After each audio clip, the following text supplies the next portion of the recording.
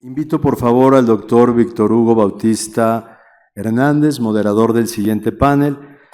Damos la bienvenida y les invito también al maestro Sergio Bautista, a la doctora Alicia Piñerúa, al doctor Daniel Baltasar y al doctor Carlos Alberto Hernández a tomar su lugar en el presidium, por favor. Muy buenas tardes, tengan todos ustedes. Sean bienvenidos a este primer Foro Nacional de Prevención Combinada de VIH, de los consensos a la acción. Es un honor poder estar aquí en representación de nuestro presidente de la Sociedad Mexicana de Salud Pública, el doctor José Alberto Díaz Quiñones. Hablar de VIH es un hito estratégico en la respuesta nacional de este padecimiento en nuestro país. En este contexto, donde se estima que más de 400,000 personas viven con VIH en el país y donde aún existen brechas importantes, brechas como el hecho que cerca de 3 de cada 10 personas desconocen su diagnóstico, resulta impostergable consolidar estrategias integrales que transformen el rumbo de esta epidemia. Hoy, nuestro país cuenta con herramientas altamente efectivas para la prevención, como lo es la profilaxis preexposición, así como algunas otras estrategias que se deben estar realizando y sobre todo el modelo de prevención combinada, cuya implementación se ha venido fortaleciendo en los diferentes servicios e instituciones que formamos parte del Sistema Nacional de Salud. Sin embargo, la cobertura aún enfrenta desafíos importantes en todas las poblaciones clave que así lo requieren.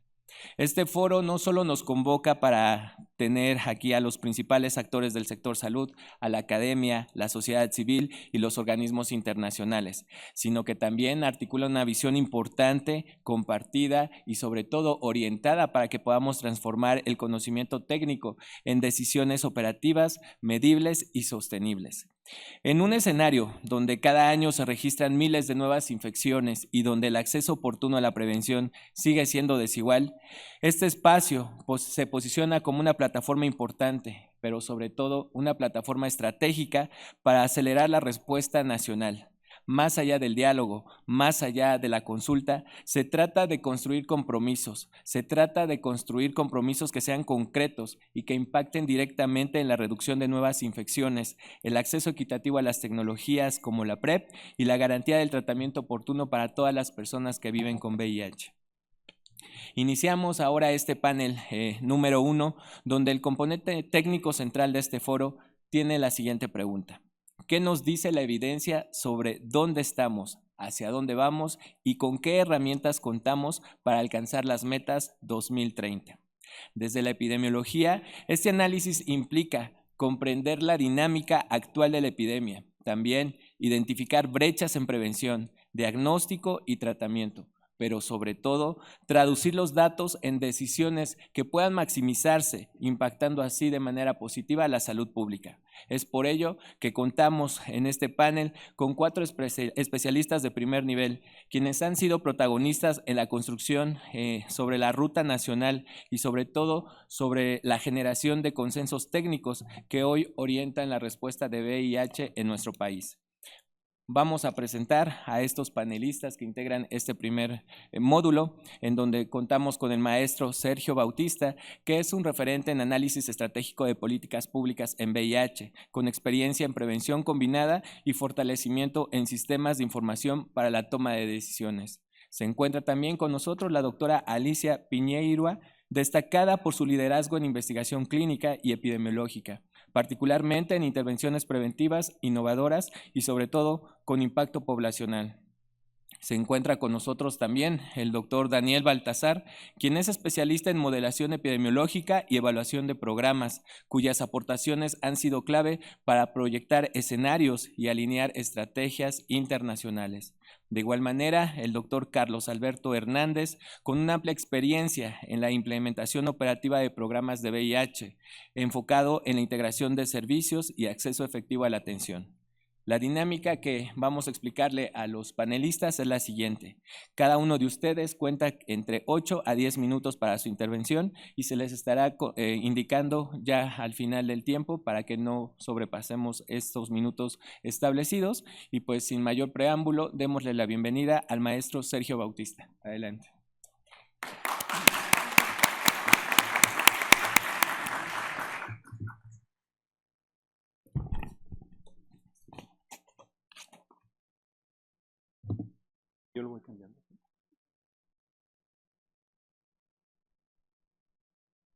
Gracias, buenas tardes. Agradezco mucho la invitación a este foro para contribuir con una breve plática a esta discusión tan importante. De lo que me gustaría hablar, siguiendo justamente la introducción que acabamos de escuchar, es de una propuesta de respuesta a las preguntas. ¿En dónde estamos? Y creo que vale la pena tomar una perspectiva, o me interesa mucho tomar una perspectiva de largo plazo, no nada más dónde estamos hoy en el sentido de la actual administración o de los últimos años o después de la pandemia, sino en dónde estamos después de observar y analizar toda la trayectoria de la epidemia de VIH en México. Entonces, por eso he titulado la plática 40 años de VIH en México, y lo que quiero proponer aquí y explicar más adelante es que a 40 años de la epidemia en México estamos en una transición inconclusa, que hemos estado probablemente tomando buenas decisiones en el sentido de cuáles acciones, cuáles intervenciones, cuáles programas implementar, pero lo hemos hecho muy deficientemente en términos de la escala que hemos logrado, es decir, del nivel de cobertura que hemos alcanzado con estas acciones. Entonces quiero primero explicar a qué me refiero con transición. Aquí estoy usando un término propuesto hace 15 años por Medover del Banco Mundial primero y después del Centro de Desarrollo en Washington, en el que él propone un modelo, me parece muy útil, en donde dijo, la transición de VIH se ocurre cuando el número anual de casos nuevos de VIH cae por debajo del número de muertes asociadas a VIH. De modo que el total de personas viviendo con el virus comienza a disminuir. Y voy a mostrar ahora esto de forma más clara, espero, pero esa es la esencia. Tenemos que ver cómo va la epidemia en términos de mortalidad, en términos de casos nuevos, y por lo tanto, la resta de esos dos, el número de personas viviendo con VIH. Él liga esta transición, esta dinámica de la epidemia a dos elementos muy lógicos y muy básicos. Tratamiento efectivo, eso es lo que nos va a ayudar a cambiar la trayectoria de la mortalidad, y prevención efectiva, que es lo que nos va a ayudar a cambiar la trayectoria de los casos nuevos. Entonces, es muy sencillo. Veamos cómo va la epidemia y en qué medida están siendo efectivas las dos intervenciones más importantes. Ese es el modelo. La curva de arriba, lo que vemos son los casos nuevos. La curva, y esto es una historia, es una perspectiva de toda la epidemia a lo largo de su historia. ¿Okay? Cuando empieza, la curva de arriba crece muy rápido, son los casos nuevos. Cuando empezó la epidemia, se transmite, los casos empiezan a crecer. Eventualmente llega a un plató, y cuando empieza a bajar esa curva es cuando tenemos intervenciones de prevención efectivas. La curva de abajo es la curva de mortalidad. Esa tarda menos en crecer, porque obviamente empiezan primero las infecciones, después viene la mortalidad. Pero después la mortalidad crece muy rápidamente. De la misma forma, alcanza un plató, y es cuando llega el tratamiento efectivo que esa curva empieza a descender, la curva de mortalidad. Ahora, la transición, que es cuando se cruzan esas dos líneas y el número de casos nuevos empieza a ser menor al número de muertes, ahí es cuando llegamos a la transición, y en donde el número de personas totales viviendo con VIH empieza a descender. En la medida en que se mantienen esas dos dinámicas, ocurre lo que Mead llamó la transición, que es empieza a descender el número total de personas viviendo con VIH y se llega a un punto de control de la epidemia, si no eliminación, menos sí de estabilización con un número muy bajo de personas viviendo con VIH. Ahora, ¿cuáles son los dos elementos centrales para lograr esta transición? Pues es tecnología médica en un sentido, intervenciones conductuales, y cómo logramos alcanzar a las personas que requieren esas intervenciones a través de nuestros programas. Entonces es hacer el programa, el tratamiento efectivo al alcance de las personas, y lo mismo con la prevención efectiva. Muy bien. Ahora, ¿Cómo podemos verificar que este modelo, que parece muy lógico, es cierto? Bueno, tenemos suficientes datos para verlo a nivel mundial. Estas son las dos curvas de casos totales, mortalidad total y casos nuevos totales a nivel global desde que empezó la epidemia.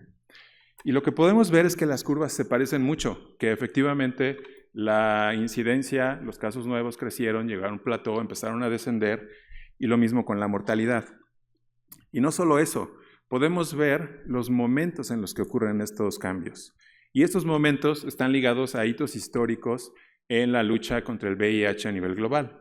El acceso al tratamiento antirretroviral altamente activo, la expansión de esta tecnología de manera drástica en África a través de PEPFAR, la evidencia sobre las intervenciones altamente efectivas para la prevención, que básicamente en África fue muy importante la circuncisión, pero a nivel global es PrEP lo que vino a cambiar la historia de la epidemia.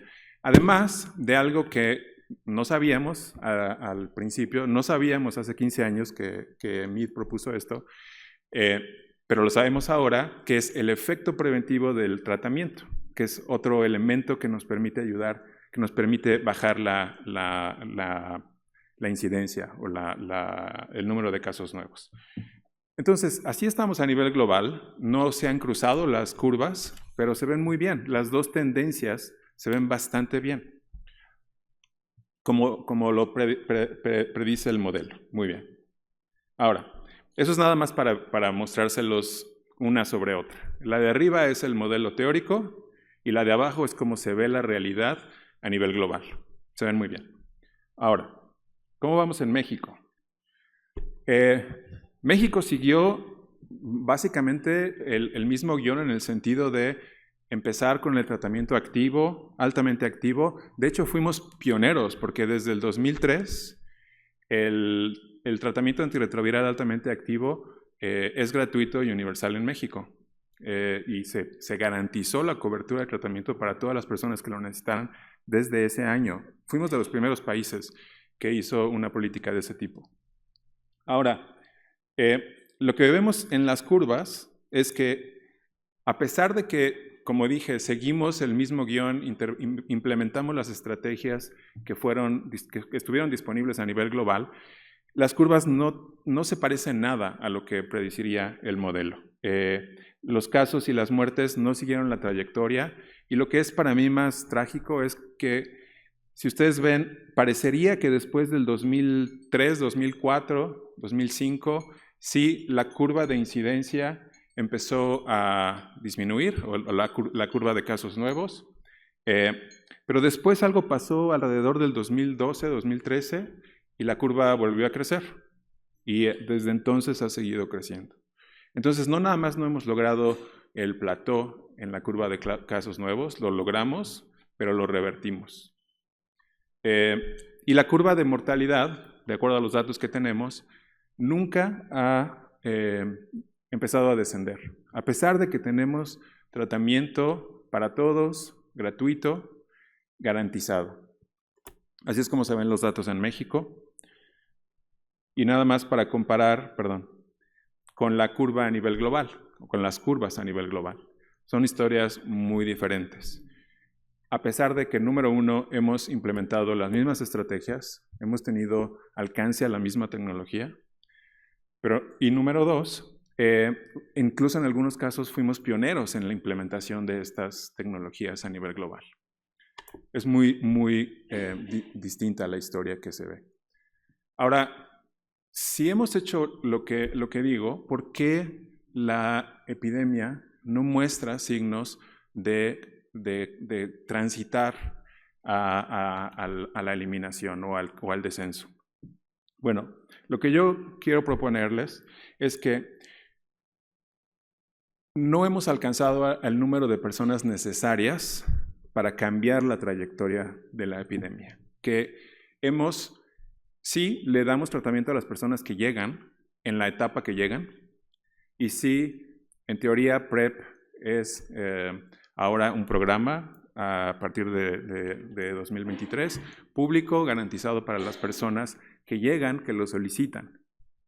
Pero que en los dos casos no hemos cubierto al número de personas que se requieren para de verdad tener un impacto epidémico en México. Nada más 2 datos que respaldan esta hipótesis. Sabemos, o hemos medido en un par de ocasiones, que solamente 1 de cada 3 personas que viven con VIH en México conocen su estatus. Entonces, 2 de cada 3 viven con VIH y no lo saben, y por lo tanto no tienen acceso al tratamiento. Tenemos alrededor de 60,000 casos estimados. Hace rato el doctor Mosqueda dijo 80,000, pero nada más usando esta cifra, al menos debemos tener 60,000 casos y solamente 20,000 detectados o medidos, observados oficialmente. Entonces, esto lo que indica es que tenemos un déficit de detección muy grande, que no hemos impulsado campañas de detección lo suficientemente amplias y focalizadas para identificar a las personas con VIH y que inicien tratamiento. 40% de los casos detectados, además, esto se mencionó antes, llegan tarde. Entonces, esta es otra indicación de que nuestro programa de diagnóstico está lejos de ser óptimo. Ahora, lo que dije es que no podemos decir que no hemos implementado las acciones correctas. Entonces, esa no es la respuesta. Necesariamente, a mí me parece, tiene que ser que no hemos alcanzado el número de personas que se requiere para hacerlo. Quizás lo que sí podríamos decir que llegamos más tarde es en el PrEP, en donde nos tardamos mucho, y en parte soy culpable, en hacer estudios para mostrar el concepto y mostrar que era factible en México, sacar evidencia que calmara algunas preocupaciones, pero nos tardamos mucho en implementarlo como programa y yo pienso que seguimos estando muy tarde en ampliarlo. Ahora, lo que quiero terminar proponiendo es que la estrategia que a mí me parece que deberíamos perseguir como país es ampliar el programa de PrEP agresivamente a un nivel 5 o 6 veces más alto de lo que tenemos en este momento. ¿Por qué? Porque una estrategia de PrEP, si nos enfocamos en eso, tiene un doble beneficio. Por un lado, prevención directa. Las personas que tengan acceso a PrEP y mientras se mantengan tomándolo, estamos previniendo infecciones directamente. Pero además, tenemos una externalidad positiva, que es la detección. Para que las personas inicien PrEP, tenemos que asegurar que sean negativas y para eso tenemos que hacerles pruebas. Y eso, a una escala suficientemente grande, nos va a permitir también identificar personas positivas que no saben que son positivas y a iniciar el tratamiento. Y esto tiene un doble beneficio adicional. Entonces, a mí me parece que en este momento, dada la evidencia que tenemos de la epidemia, esto debería ser un objetivo central de la política nacional alrededor de PrEP. Ahora, ¿cómo estamos en términos de PrEP? Bueno, empezamos tarde. Apenas en 2023 es formalmente una política pública gratuita. En la escala a la que oficialmente tenemos personas tomando PrEP es de 30,000. No sabemos qué tan lejos está eso del objetivo ideal, entonces a mí me parece que tenemos que estimar cuál es ese objetivo ideal, pero nada más viendo datos en otros países como Brasil, Estados Unidos, podemos ver que estamos muy por debajo de números comparables a los que deberíamos estar. Y otro problema que sí también hemos observado en México es que no nada más es baja la cobertura en términos de número de personas, pero también mal focalizada, porque lo que hemos visto con los datos que tenemos de PrEP es que no estamos alcanzando a personas de los más altos niveles de vulnerabilidad en términos socioeconómicos y de riesgo. Entonces, baja cobertura, no necesariamente focalizado en donde más se requiere, comparado con otros países. Entonces, como digo, Esto es casi a nivel de hipótesis, aunque me parecen que están bien respaldadas, pero sí necesitamos hacer estimaciones para saber cuál es el objetivo, cuál debería ser la meta en cobertura. Ahora, para transitar hacia el cambio que se predice en el modelo de transición de VIH cuando se tiene acceso a la tecnología correcta, esto es factible. Creo que lo que faltó enfatizar en esa propuesta de modelo fue que además se debe cumplir con la escala necesaria, con la cobertura que de verdad nos va a permitir tener un impacto, y ahí es donde creo que hemos fallado. Entonces, para finalizar, me parece que es muy importante expandir de manera muy, muy importante, muy significativa la cobertura de PrEP. Considerar que esto implica repensar nuestras estrategias de detección. No es nada más comprar más pruebas de VIH, es cómo vamos a asegurar que todas las personas que se requieren para subir, por ejemplo, a 150,000 personas tomando PrEP, eso es otro tipo de programa de detección, distinto al que tenemos, cualitativamente, no solo cuantitativamente. Tenemos que repensar ese programa y prepararnos en los servicios de atención para recibir a más personas viviendo con VIH que van a requerir tratamiento. Esta es mi propuesta de cómo podemos pensar en la estrategia nacional a partir de lo que nos muestran los datos epidemiológicos. Gracias.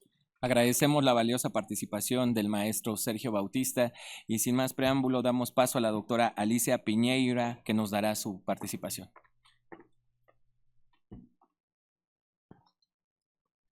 Buenas tardes, muchas gracias doctor por la presentación, muchas gracias también por la invitación para estar acá. Y bueno, mi presentación les compartirá algunos de los datos que surgieron del consenso de un primer foro que tuvimos en noviembre del 2025, en el que muchos de ustedes participaron, y también un poco algunos ejemplos que creo que siguen bien a lo que el maestro Sergio Bautista nos acaba de presentar en términos de en dónde estamos parados y qué nos falta para poder alcanzar para diagnóstico y, por supuesto, para implementación de PrEP. Entonces, bueno, esto creo que ya se dijo mucho, pero ciertamente el acceso a PrEP en México es insuficiente y es diferenciado, ¿no? Cuando vemos los datos, ya los mencionaba el doctor Bautista, también los mencionó el doctor Mosqueda en su comentario de inauguración, vemos que tenemos cerca, más o menos entre 30 y 35,000 personas en PrEP en el país, de las cuales la grandísima mayoría están concentradas en 2 estados de la República, que son la Ciudad de México y el estado de Jalisco. En Jalisco particularmente en 2 ciudades, que son Guadalajara y Puerto Vallarta. Si bien, por supuesto, estos sitios son relevantes para efectos de los casos nuevos y de la epidemia de VIH, no son los sitios necesariamente o los únicos sitios con altas incidencias de VIH en nuestro país. Ya lo mencionó el doctor Bautista también, pero hemos visto en numerosas publicaciones que han salido tanto de las cohortes de la Clínica Condesa como de los proyectos que lideró el Instituto Nacional de Salud Pública entre 2021 y 2023, que las personas que están accediendo a PrEP en general son personas con niveles educativos altos, con niveles socioeconómicos también altos, y son mayoritariamente hombres cisgénero que tienen sexo con hombres, que si bien por supuesto es una población en alta necesidad de PrEP, ha dejado rezagado el acceso para las mujeres trans y sin duda para las mujeres cisgénero en términos del acceso a estas estrategias. Y en esta diapositiva les resumo un poco los hallazgos del consenso, de este primer consenso que se hizo en noviembre del 2025, en donde se habló de muchas de las cosas que se mencionan ahora, pero que estos acuerdos se tomaron también considerando personas de la academia que estuvieron ahí, personas de sociedad civil, personas líderes de opinión y tomadores de decisiones. Y hablan de varios aspectos, como ustedes pueden ver, el tema de la descentralización de la PrEP, que es algo que ya proponía la Organización Mundial de la Salud desde hace mucho tiempo, considerando también en cómo integrar las estrategias de prevención combinada para diferentes poblaciones, es decir, necesitamos diferenciar las estrategias para alcanzar a las diferentes poblaciones. Mencionaron también durante la inauguración, y me parece muy acertado, el tema de pensar en incorporar las estrategias de PrEP a programas de interrupción legal del embarazo, de detección de cáncer cervicuterino, sitios en donde se otorga tratamiento, más bien terapia hormonal de afirmación de género, sitios en donde se proveen servicios de reducción de daños. el tema de educación sexual integral y muy de la mano el tema de capacitación del personal, que más que capacitación yo hablaría realmente de un tema de sensibilización y no tanto de un saber purista o de números, sino de entender realmente lo que se requiere para proveer estos servicios a las poblaciones. Un sistema interoperable que esto se acordó en noviembre del 2025 y como sabemos en diciembre del 2025 se acordó entre las instituciones del sector salud tener un sistema único para PrEP que nos permita entender en general a cuántas personas le estamos otorgando PrEP y cuánto tiempo permanecen las personas a las que les otorgamos PrEP en la estrategia de prevención. Hacer una red de investigación de PrEP, o sea, realmente compartir nuestros datos, entender hacia dónde vamos, qué es lo que está fallando, a quiénes no estamos alcanzando, cuánto tiempo permanecen las personas en esta estrategia, si realmente suspenden la estrategia cuando se suspende el riesgo o si suspenden por otras razones que podrían responder a barreras administrativas o burocráticas que podríamos resolver. El tema de reducción de riesgos se ha mencionado muchísimo. Digo, no me voy a detener mucho a hablar de esto, pero sabemos que la sindemia del uso problemático de sustancias acompaña la epidemia de VIH, particularmente en los grupos de hombres que tienen sexo con hombres muy jóvenes, y que es un tema que tenemos que atender desde una perspectiva no estigmatizante, basada en derechos humanos y que realmente atienda a las necesidades de estas personas. Generar fondos mixtos federales y estatales que permitan mantener y asegurar los recursos para poder llevar a cabo todas estas estrategias. Tener un marco normativo actualizado, que también fue una de las cosas que se logró al final del año 2025, al menos poder tener una nueva guía de PrEP y un documento que permita también la provisión de PrEP a través de las organizaciones de base comunitaria, de manera, digamos, normada. Un observatorio ciudadano. Ya mencionó también el maestro Bautista en su presentación la importancia que tiene la participación de la sociedad civil en la provisión de los servicios y en generar confianza para las personas que accedan a los servicios, lo cual hacen muchísimo mejor que el personal médico, incluyéndome en el personal médico, por supuesto, desde hace muchos años. Y tener comunicación nacional, ¿no? Poder también visualizar que México no es la Ciudad de México nada más, no son las ciudades grandes nada más, tenemos epidemias diferentes y debemos tener la capacidad de responder a ellas de esa forma. Y les voy a presentar 2 ejemplos de proyectos en los que hemos estado trabajando en colaboración con organizaciones de la sociedad civil. Este es un proyecto que empezamos entre noviembre y diciembre del 2025, en el que estamos otorgando autopruebas gratuitas en los estados de Jalisco y Yucatán a través de una estrategia basada en aplicaciones de citas, particularmente en Grindr, como pueden ver ahí, que es uno de nuestros aliados importantes para este proyecto. Y lo que quiero mostrarles aquí, las personas pueden elegir recoger la prueba en un centro comunitario o bien recibir la autoprueba a su domicilio. Ven que ahí más o menos llevamos unas 2,700 autopruebas solicitadas en estos 2 estados, pero lo que quiero llamar su atención es que considerando que la mayoría de estas personas están llegando a nuestra autoprueba a través de aplicaciones de citas, vemos que 1/3 de ellas es la primera vez que se realizan una prueba de VIH con la autoprueba. Son personas que nunca se habían testeado para VIH. ¿Por qué? No lo sabemos, pero es una proporción suficientemente alta como para que nos explique estos números que nos mostraba el maestro Bautista y que entendamos por qué estamos encontrando tan tarde a las personas. 25.9% de ellos, o sea, casi una tercera parte también, estaban en ventana para PEP en el momento en el que solicitaron la autoprueba. Y hemos encontrado hasta este momento 47 casos reactivos entre las pruebas entregadas, que como ven no son todas las pruebas solicitadas, porque muchas de esas pruebas están en este momento siendo distribuidas, que da una reactividad o una tasa de reactividad de 2.3%, que es considerablemente superior a la prevalencia global en México de VIH, que es más o menos 0.4%.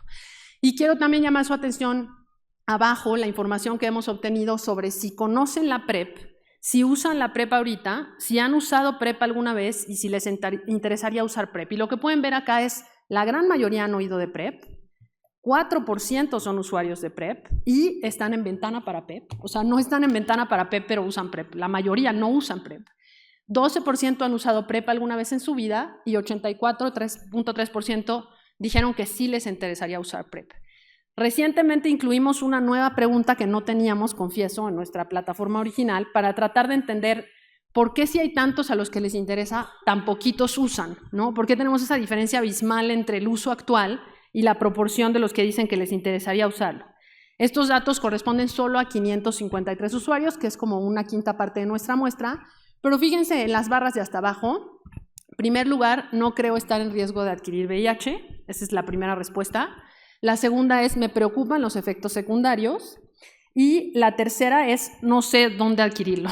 Entonces, si englobamos estas tres, y bueno, pueden leer ustedes todas las demás, que por supuesto no les voy a leer, pero si englobamos estas tres, que además no eran excluyentes, la persona podía contestar más de una, nos damos cuenta que lo que nos falta, en muy buena medida también es difusión. Ciertamente esto no es Ciudad de México, pero sí es Jalisco, y lo que podemos ver es que la gente todavía tiene miedo a efectos adversos, probablemente porque no conocen que los efectos adversos son poco frecuentes, son irreversibles algunos de ellos, y la mayoría no tienen realmente ninguna complicación.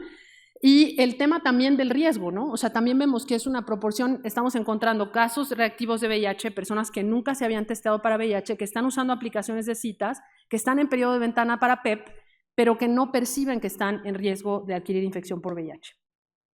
El segundo ejemplo es un proyecto que llevamos más años haciendo, casi 3 años. Este es un proyecto que está centrado en juventudes, en personas entre 16 y 24 años. Este proyecto lo hemos hecho en Jalisco, en Chiapas y en Yucatán, en colaboración con muchas de las personas que están aquí, tanto sociedad civil como programas estatales.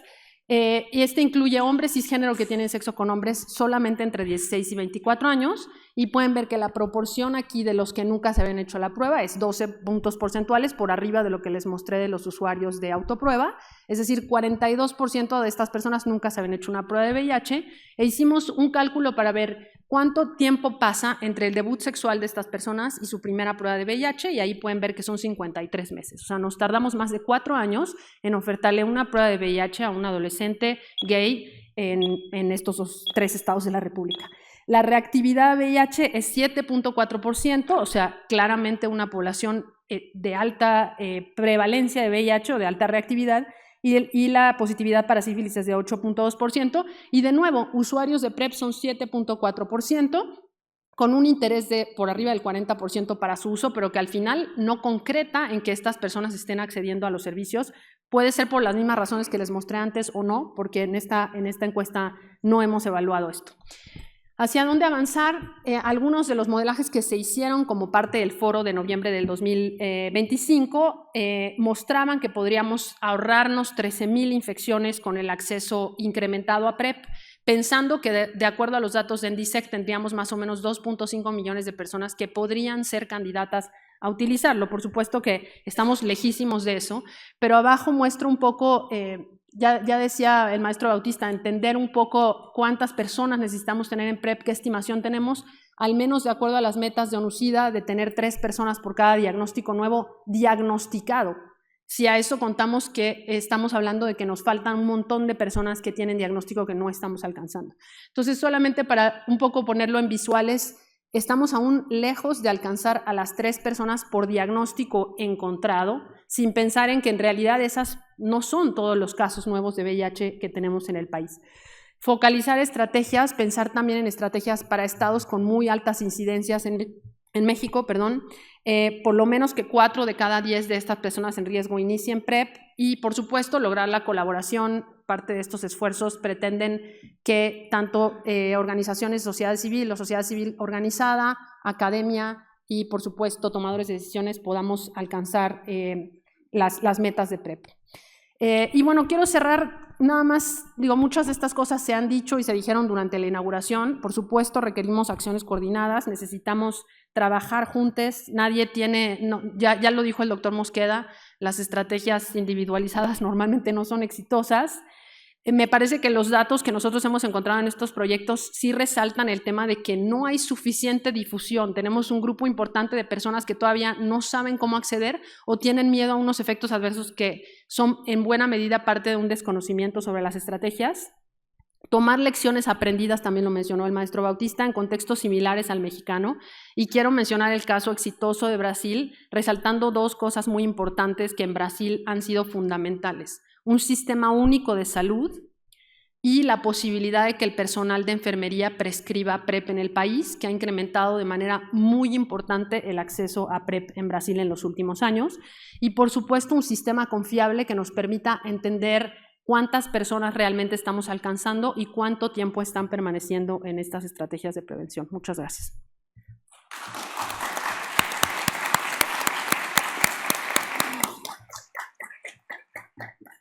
Muchas gracias, doctora Alicia. Y pues vamos a dar la bienvenida al doctor Daniel Baltasar, quien nos dará su participación en este momento. Adelante, por favor.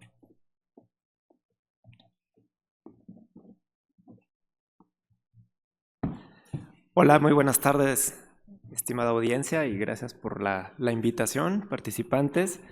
Bueno, pues por parte del Instituto Mexicano del Seguro Social, de la Coordinación de Unidades de Primer Nivel, pues estamos aquí presentes. Ay, perdón. Sí, ¿se me dan la presentación, por favor? Bueno, me comentan que hay un detalle con la presentación. Bueno, por parte del Instituto Mexicano del Seguro Social, también participamos en el foro que fue realizado en el mes de noviembre, el año pasado. Nosotros, como unidades de primer nivel, saben todos que las unidades de medicina familiar pues están a todo lo largo y ancho del país. Y bueno, el objetivo primordial, la intención que nosotros tenemos es justo que el acceso en este caso el PREP, pues sí sea con ese crecimiento acelerado que nosotros pretendemos. Básicamente nosotros iniciamos el programa de PREP a la par con el Sistema Nacional, de que ya se implementa en 2022-2023. Y bueno, nosotros lo teníamos en un origen en los hospitales generales de Sola y en algunos regionales, y eso evidentemente pues era como una super barrera, porque todos decían, bueno, es que si yo quiero la prevención de VIH, si yo quiero el PrEP, pues tengo que ir al hospital. Entonces el concepto de que la población decía, bueno, pues que ¿por qué tengo que ir al hospital si como tal no estoy enfermo? Entonces ahí era ya como que la primera barrera en la que las personas dentro del instituto, de la gran derechohabiencia que tenemos, son aproximadamente 62 millones de derechohabientes que tiene el instituto. Sabemos la gran responsabilidad que tenemos porque es prácticamente la mitad de la población mexicana. Entonces, en cuanto a la prevención de VIH, pues esa era la primera barrera, digamos, de estructura. Ese era el gran brinco que sí teníamos que dar. Entonces, a partir del 2023, ya con la alineación a la política sectorial, bueno, es que nosotros pretendemos y de forma escalonada se bajó al primer nivel de atención. Aquí ya, entonces, ahora sí, digamos que la perspectiva y la satisfacción de nuestros derechohabientes, pues ya fue cambiando, porque entonces sí dicen, ok, quiero entonces ahora sí acceder a la prevención de VIH, ya no tengo que ir al hospital, que aparte pues ir al hospital están de forma más concentradas, y las unidades de medicina familiar, que es el primer nivel de atención, pues sí están más distribuidas, y por ende se entiende que una unidad de medicina familiar está cercana al domicilio tanto del derechohabiente, que en este caso pues es un trabajador, trabajadora, y toda su familia. Entonces, al tener ya esa cercanía más al primer nivel de atención, bueno, ahí ya empieza también a cambiar un poco esta concepción de me acerco al sistema de salud, a mi unidad de medicina familiar, y lo hicimos de forma escalonada. Primero seleccionamos unas unidades de medicina familiar que tuvieran el programa de PrEP, con base a, bueno, que fueran las unidades de medicina familiar las más grandes, las que tuvieran más esta estructura, en este caso también el equipo multidisciplinario, como ya se ha comentado en diversas pues, ocasiones, la batalla para un solo guerrero pues sería bastante pesada. Entonces acá el equipo multidisciplinario, nosotros agradecemos mucho al personal de enfermería, en este caso las enfermeras especialistas en el primer nivel de atención, que pueden ser enfermeras especialistas en medicina de familia o enfermeras en salud pública. También ahora se están incorporando las enfermeras clínicas. Entonces, todo este personal de enfermería contribuye a tener esa cercanía con los derechohabientes, con las familias, y ellas son incluso las que inician este personal con todo el programa de PrEP. Ellas ofrecen una consejería, ese acercamiento, y algo que sí nosotros tenemos muy dirigido en el instituto es que no podemos ahora sí que a destajo ofrecer la prevención, o en este caso también ofrecer la detección. El personal de enfermería y el personal médico en el primer nivel de atención tienen pues ahora sí que la indicación de que se debe dirigir con base a los riesgos. Es decir, cada vez nuestro personal, en general nuestro personal de salud, está más enfocado a la detección de los riesgos. En este caso realizan unos cuestionarios realizan alguna plática o alguna cercanía con el derechohabiente, con las familias, y entonces ahí ya van determinando de que probablemente esta persona, por el riesgo que ya le detecté, le tengo que ofrecer la detección de VIH o incluso ofrecerle que entre al programa de PrEP. Entonces nosotros, al estar focalizados en las poblaciones clave, es lo que nos va a ayudar más a pues lograr que en este caso las estadísticas pues mejoren a todos los números que ya nos han presentado. Eso por una parte, y nosotros también estamos ya generando que puede ser un riesgo que detecte el personal de salud, pero es suficiente y basta con que la persona por sí sola llegue y nos solicite ya sea la detección o nos solicite entrar al programa de PrEP, porque se entiende que entonces es un riesgo autodetectado. Y entonces ahí ya incluso pues está de sobra preguntar el motivo o el preguntar el por qué quiere acceder o el por qué se quiere realizar una prueba. Creo que ya está implícito. Entonces cada vez estamos logrando más la sensibilización en el personal de salud y pues el hecho de tener este acercamiento con la población pues está logrando que tengamos cada vez más usuarios en el programa de PrEP. Primero escogimos unidades que fuesen las más grandes, y eso sí, metimos a todas nuestras representaciones a lo largo y ancho del país. Nosotros nos dividimos por órganos de operación administrativa desconcentrada, que yo creo que todos antes los conocían como delegaciones. Entonces, bueno, el IMSS inició en que cada estado, en cada entidad federativa, tuviera unidades de medicina familiar, sí o sí, dentro del programa de PrEP. Ya de que estuvieran dentro de seleccionadas para que al menos en cada entidad existieran 2 o 3 unidades de medicina familiar con este programa, ahorita ya las extendimos a que todas las que tienen unidades, bueno, todos los estados que tienen unidades de medicina familiar de tiempo completo, porque el instituto tiene, sí digamos, su fuerte más en atención en unidad de medicina familiar de lunes a viernes, también tenemos unidades de medicina familiar en sábados y domingos, y ahí también se está ya ofreciendo el programa de PrEP. Bueno, tenía aquí pues listas unas diapositivas en donde a partir de este mes, de junio, se trabaja, ya se validó, incluso ya debe de estar incluso en las unidades médicas, el hecho de la parte de la difusión. Ese sí es el talón de Aquiles y yo creo que no nada más del instituto, ya lo han comentado que pues es sectorial y es incluso también hasta a nivel mundial, el desconocimiento de, bueno, probablemente yo ya me detecté un riesgo, ya me han dicho que sí puedo estar en riesgo, pero ¿de dónde lo adquiero? Entonces, sí, esa es la gran pregunta.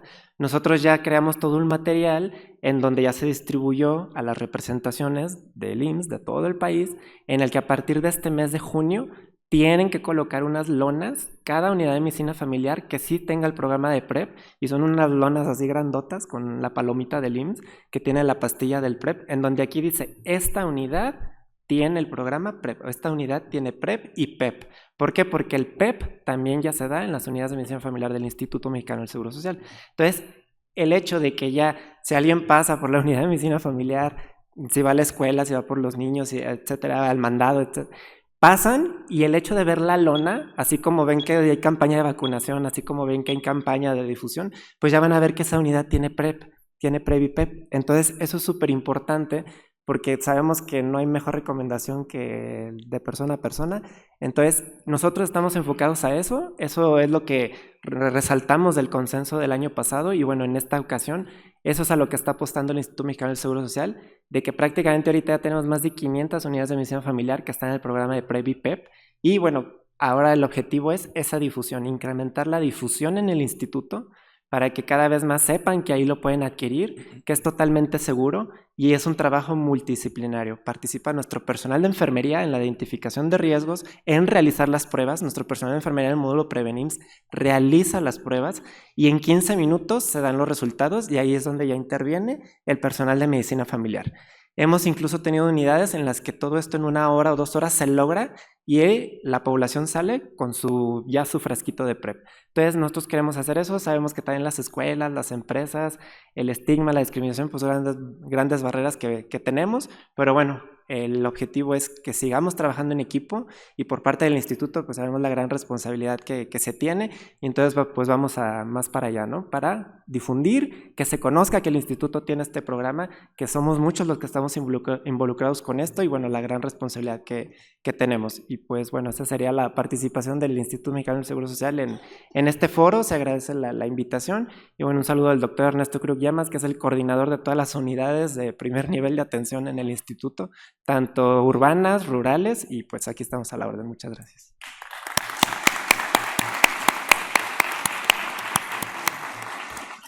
Muchas gracias, doctor Baltasar, por la participación y sobre todo por resaltar la importancia que el IMSS está realizando en este tema. Damos pie al doctor Carlos Alberto Hernández para que nos haga su presentación. Adelante, por favor. Muchas gracias. Buenas tardes a todos, todas y todes. Un saludo a los y la copanelista en esta primera intervención. Voy a permitirme presentar algunos de los datos que tenemos desde el CENSIDA. Quizá van a sonar un poco repetitivos o redundantes en lo que ya se ha platicado, pero me parece una buena estrategia para poder dar el cierre. En primera instancia, pues quiero comenzar con, creo que la presentación tampoco se ve, pero bueno, algunos de los datos que ya se han presentado en esta ocasión es un poco la cantidad de personas que estimamos tenemos con VIH en México. Algunos de las proyecciones que utilizamos a través de algunos modelos como es el Spectrum, que es utilizado a nivel internacional, pues estima que aproximadamente en México tenemos 400,000 personas con VIH. Ya lo mencionaba al inicio de la plática el doctor Mosqueda, y de esto para el estudio del VIH es a través de algo que denominamos cascadas, que estamos algunos y algunas muy familiarizados. Y en ese sentido, bueno, de esos 400,000 aproximadamente personas que tienen VIH en México, muchas gracias, aproximadamente el 80% conoce que tiene VIH. Entonces vemos que hay un primer acercamiento hacia el logro de estos objetivos y estas metas establecidas. De ahí, de esas 318,000 personas aproximadamente que tienen VIH, el 81%, es decir, 259,000, están vinculadas a un tratamiento o algún servicio de atención médica. Y de ahí vamos a la siguiente meta, que es efectivamente la supresión viral, es decir, que las personas lleguen a este estado de intransmisibilidad para poder frenar las detecciones. ¿Cómo podemos estudiar un poco esta cascada, que es algo que también ya se ha mencionado? Pues específicamente que todavía tenemos una brecha y tenemos algo bien identificado, que es al momento del diagnóstico. Porque como vemos hacia los escalones más hacia abajo de la cascada, cuando una persona se detecta que tiene VIH en México, se le puede vincular inmediatamente a alguno de los servicios y de ahí ofertar el tratamiento gratuito que ya hemos reforzado al interior de estos foros, pues es de acceso universal para todas las personas, sin importar su condición de salud, sin importar su derecho a biencia, se vincula inmediatamente a todos los servicios. Y así se logra avanzar hacia la supresión viral para incidir de manera importante en disminuir las nuevas infecciones por VIH. Esta otra gráfica que muestro, que por lo visto no nos va a favorecer un poco la visibilidad, estamos representando las pruebas de detección de VIH únicamente de la Secretaría de Salud en un periodo entre 2019 y 2025. Si vemos, la gráfica tiene un comportamiento con una caída a partir de 2020 y esto, bueno, el impacto de la pandemia por COVID-19 tuvo un bastante realce, una bastante afectación para todos los sistemas de detección y VIH no fue la excepción. Sin embargo, a partir de los siguientes años, entre 2001 y 2024 aproximadamente, pues hay mayor número de detecciones y de pruebas aplicadas en el sistema de salud. Sin embargo, hemos detectado y con estos análisis que en el año 2025 hay una caída lamentable en estas nuevas detecciones. Es decir, tenemos que explorar y tenemos que revisar por qué las personas no se están haciendo pruebas o más bien por qué el Estado está fallando en llegar hacia las comunidades y hacia las personas para poderles ofrecer estas pruebas. Es decir, que todas las personas tengan acceso a los servicios y que puedan tener disponible una prueba y que la decisión esté en ellos y ellas con una información consensuada de que pueden acceder a estas medidas de prevención. La siguiente gráfica que muestro igual es más o menos siguiendo el orden de la cascada. ¿Cuántas personas están registradas ante el Salvar con tratamiento antirretroviral? Este es un análisis igual a partir de 2020 hasta 2025 y vemos que hay un creciente vinculación de personas en tratamiento, lo que nos refuerza que todavía hay personas que están recibiendo la supresión viral a través del tratamiento antirretroviral, pero en comparación con la gráfica anterior, el problema está en la detección, en cómo llegamos a tener más detecciones a nivel nacional. Y ya hablábamos un poco de las diferentes estrategias que se han establecido. Hemos optado por sí establecer una estrategia nacional de detecciones, pero también hay que particularizar cada contexto del país, porque no es lo mismo ofrecer una prueba hacia el norte que hacia la zona del centro, que hacia la zona del sur, que tiene también ciertas particularidades y determinantes sociales. Esto nos lleva obviamente al tema del día de hoy, presentando un panorama general de las infecciones por VIH, pero específicamente a la implementación de PrEP en México, haciendo una recapitulación de lo que hemos revisado. Bueno, el objetivo mexicano del proyecto de IMPREP pues era evaluar la aceptabilidad y la factibilidad de implementar PrEP en México. Esto nos facilitó obviamente marcar una ruta para ver cómo se desarrollaría la estrategia en los siguientes años. Y bueno, los servicios de prevención combinada incluyeron específicamente a 2 ciudades, Ciudad de México y Guadalajara, y Jalisco, en donde sabemos que ya está bien implementada la PrEP a raíz de esta implementación como un proyecto o como un programa. Estuvieron a cargo de instancias públicas de salud y de la mano de organizaciones de la sociedad civil, y gracias a eso pudimos encontrar diferentes resultados, entre los cuales pues ya conocemos, son algunas evidencias documentales, que son las guías para facilitar la incorporación de PrEP como una estrategia nacional. En ese sentido, y siguiendo con esa parte, en 2022 tuvimos la primera edición de una guía para poder establecer ciertos criterios que establecían ciertos lineamientos a nivel nacional, y esta guía se componía de diferentes módulos de la mano de la parte de la academia, de la parte de sociedad civil, para establecer la consejería, la atención, los recursos, el monitoreo y la divulgación y la comunicación. Esa guía fue muy importante para marcar el rumbo de las diferentes instituciones que articulan el sistema de salud. Sin embargo, vemos que de 2022 hacia acá la implementación no ha sido tan efectiva y no ha sido tan acelerada como nosotros quisiéramos. A partir de ello, se hace una actualización, como ya lo mencionamos, en 2025, y se garantiza aquí el acceso equitativo con diferentes estrategias y diferentes metodologías.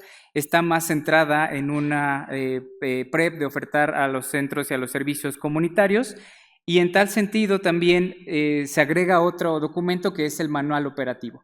Este como tal es un documento necesario para establecer la normatividad de estandarizar una política de PrEP en México, un cotejo de PrEP comunitario, y aquí también ya se incluye la visión a futuro, es decir, se incluyeron los componentes biomédicos de PrEP inyectable para dejar la posibilidad de la entrada a México. Sabemos que ya está en puerta el cabotegravir desde el 10 de marzo en el Compendio Nacional de Insumos para la Salud, y con esto ya vamos avanzando a cómo establecer una estrategia de PrEP inyectable a nivel nacional.